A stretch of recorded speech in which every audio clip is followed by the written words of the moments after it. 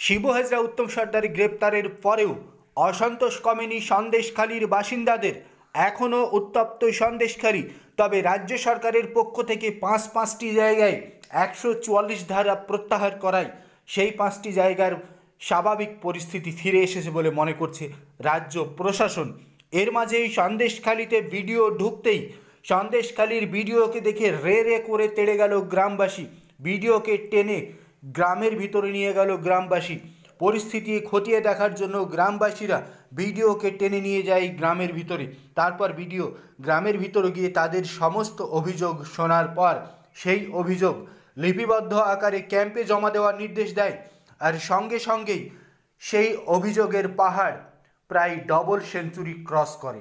এই মুহূর্তে সন্দেশখালীতে সরকার যে অভিযোগ সংক্রান্ত ক্যাম্প তৈরি করেছেন তাতেই অভিযোগের সংখ্যা ছাড়িয়ে গেল প্রায় ডবল সেঞ্চুরির পার।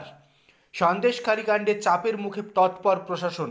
আজ থেকে প্রশাসন জনসংযোগ কর্মসূচি শুরু করলেও তাতে কার্যত বুমেরাং হতে হলো সরকারি আধিকারিকদের।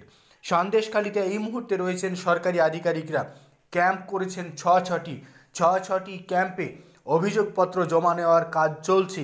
তার মাঝেই সাধারণ গ্রামবাসীদের ক্ষোভের মুখে পড়লেন ভিডিও।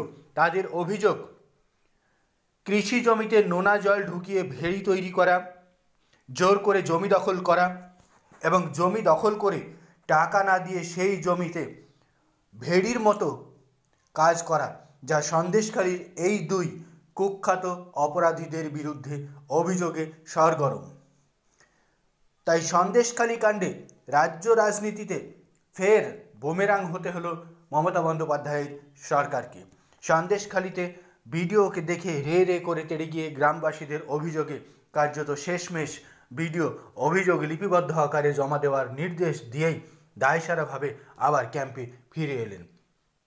আর এরপরই অভিযোগপত্র জমা পড়ল প্রায় 200টিরও বেশি, যা নিয়ে নাজেহাল অবস্থা রাজ্য প্রশাসনের।